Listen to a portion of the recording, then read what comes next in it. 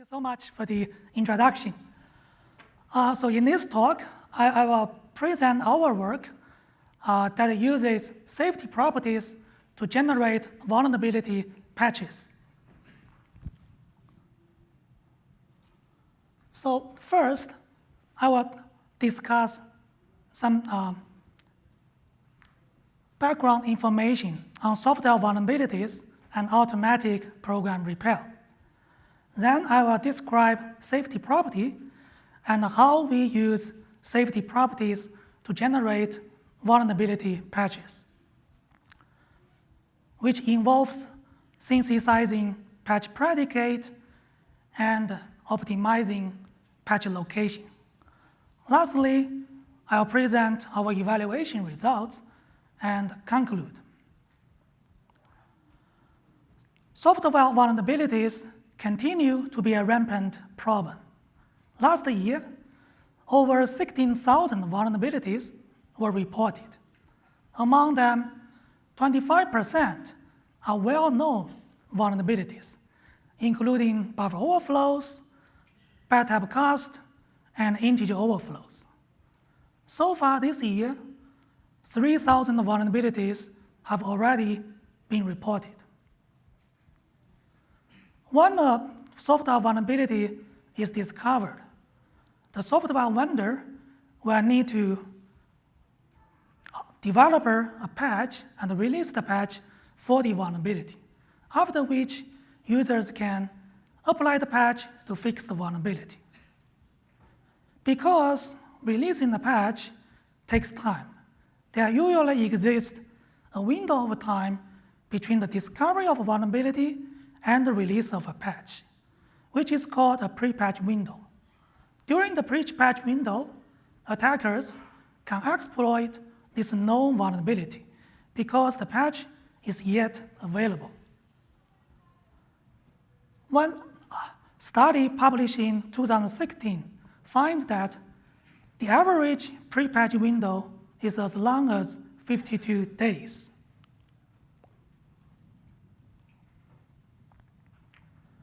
In order to reduce the pre-patch window, many automatic program repair techniques or APR techniques have been proposed. Some of them leverages fixed patterns to mimic developers' patches. Some uses genetic programming to generate patches. Some generate patches by borrowing code from correct programs. Others uses symbolic execution and constraint solver to generate patches. However, state-of-art APR techniques have two major limitations when they are used to generate vulnerability patches. First, the correctness of the generated patches is heavily dependent on the completeness of the test suite they use, because they generate a large number of candidate patches and then rely on the test suites to determine whether a candidate patch is correct or not. If the test suite is incomplete, an incorrect patch can pass the test suite and mistakenly be considered correct. A study published in 2015 confirms that most of those previously considered correctly generated patches by state-of-art API techniques are indeed incorrect due to this limitation. So now we show one patch that is incorrectly generated by state-of-art API techniques. This patch removes a check to integer overflow in the code of libtip in an attempt to fix an integer overflow. Due to the incompleteness of the test suite, this incorrect patch would simply not trigger the test input that would reveal the integer overflow, and thus will be incorrectly considered correct. Second, these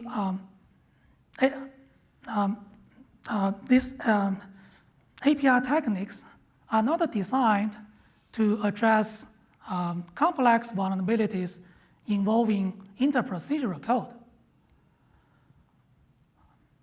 because they focus on generating candidate patches for a single function. For simple code, like this example, where the allocation of the buffer and the access of the buffer occur in the same function, they may be able to generate a patch that would check whether the range of access is within the bounds of the buffer. However, they cannot generate the correct patches when the allocation of the buffer and the access of the buffer occur in different functions. The example is the result of breaking down the previous example code into 3 separate functions. Function G allocates the buffer, function H accesses the buffer, and function F calls G and H to allocate and access the buffer. This is a common pattern that exists in complex and large applications. The challenge is that function H has no information on the size of the buffer.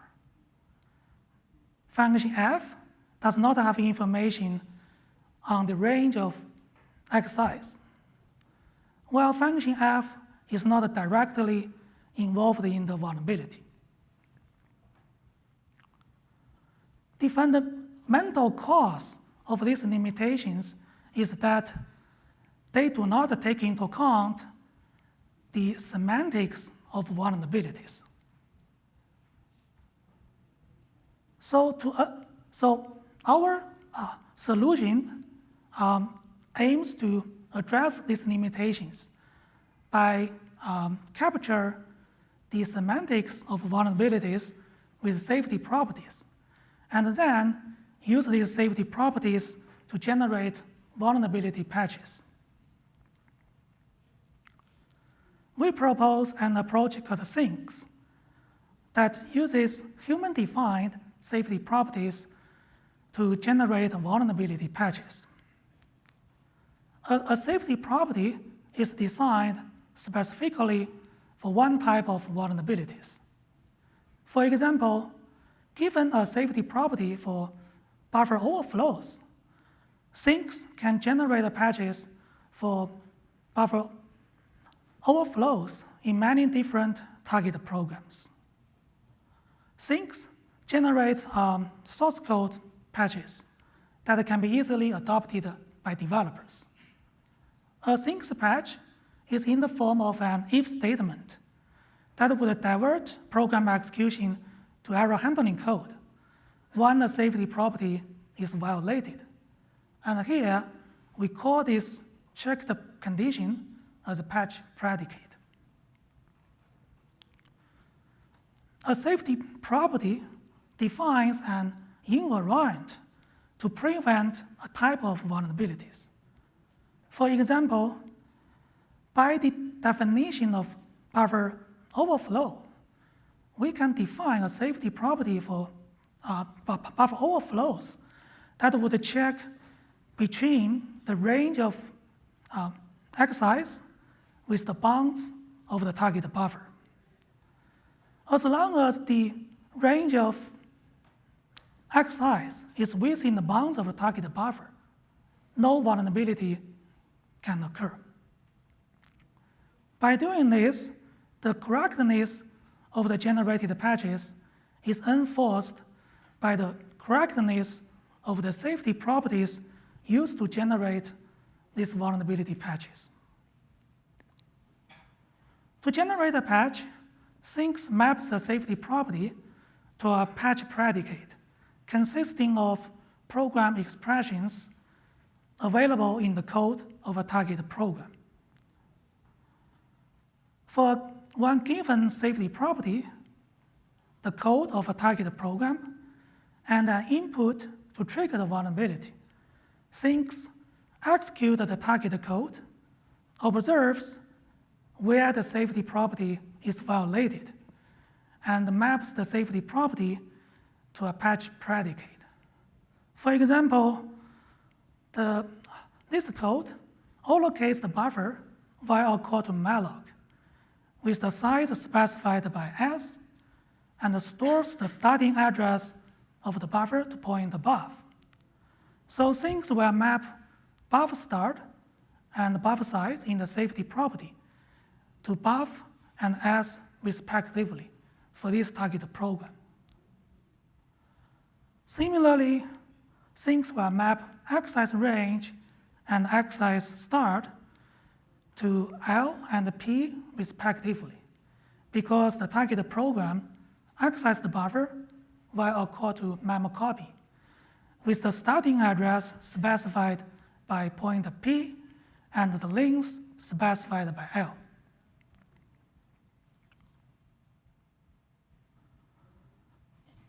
Eventually, Sync will map the safety property into a patch predicate for this target program, as shown here.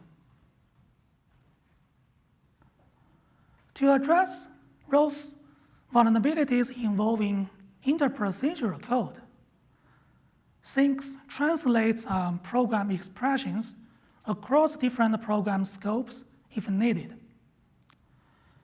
For this same example code that we shown before, Sync will find that the buffer size can be mapped to P times Q in the scope of function G, and the access range can be mapped to len in the scope of H.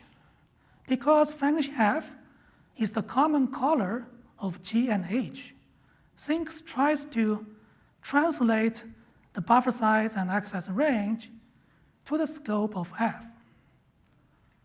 By examining the arguments used by F to call G and H, Sync will translate P times Q from the scope of G to R times C in the scope of F, and translates len from the scope of H to N in the scope of F. And by doing so, Sync can synthesize a patch predicate and such a patch in the scope of F. In the case when a patch is to be inserted into the body of a loop, Sync tries to promote the patch outside the loop body to reduce runtime overhead. This requires to find out the range of exercise performed by the body of a loop. Sync addresses that with two techniques. For well-formed loops, Sync uses access range analysis to statically compute a symbolic access range for these loops. And in this example, Sync will find that the access range for this nested loop is n times m, and then it will use n times m in the generated patch. For other loops, Sync would use loop cloning that will clone the code of the function that contains the loop, makes the cloned code free of side effect, and then let the patch cause the cloned code to dynamically compute the access range. As shown in this example, the code on the right, we show the cloned code on the top, and at the bottom, we show the patch generated by Syncs will call this cloned code at runtime to compute the access range outside the body of the loop.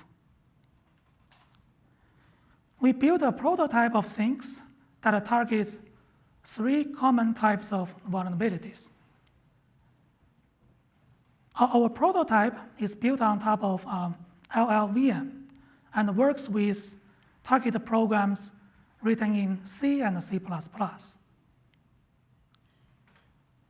We evaluate the Syncs on 42 real-world vulnerabilities in 11 widely deployed applications and libraries, which in total have over 3 million lines of source code. Syncs successfully generates patches for 76% of these vulnerabilities. To verify the correctness of the generated patches, we manually compare the generated patches with official patches. So here we show one sample patch generated by Syncs. So the figure on the left shows the patch generated by Syncs, where the figure on the right shows the patch that's created by human developers. And we can see the 2 patches are almost identical. Syncs does not generate patches in some cases, mainly due to 2 causes. First, Syncs may not be able to map a safety property to a patch predicate due to the complexity of the code of a target program. Second, Syncs may not be able to find a program scope in which all the program expressions involved in a patch predicate are available. To conclude, we propose an approach called Syncs that uses human-defined, program-independent safety properties to generate vulnerability patches.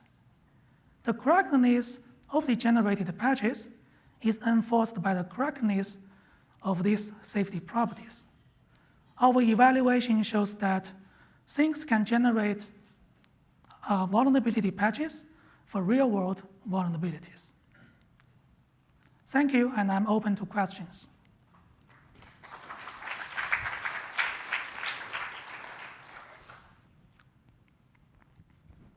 Do we have any questions from the audience? We actually have a lot of time left. Well, then let me start with one simple question. Mm-hmm. So one thing that I'm not quite sure if I understand is that what exactly is the input to your system? I understand it's some form of expression of a safety property. Yes, that's right. Let's say for a vulnerability, for a reported vulnerability, what exactly is the input to your system? Oh, so we require the code of the target program, and we also require one input to trigger the vulnerability, along with the safety property. So that's basically 3 types of inputs to my system. Okay, then a follow-up question to that is how easy or how difficult to construct or define this property given a new bug?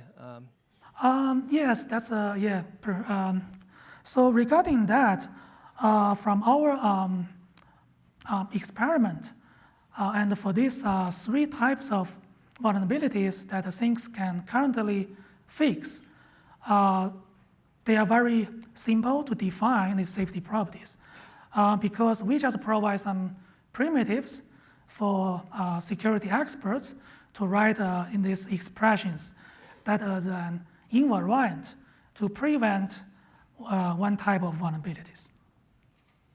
I assume that the efforts required for defining these properties would be much less than the effort required for really writing a patch to this vulnerability? I'm not sure if, we can compare this way, because the fact is that to use things to generate the patches, we only need to define a safety property for one type of vulnerability once.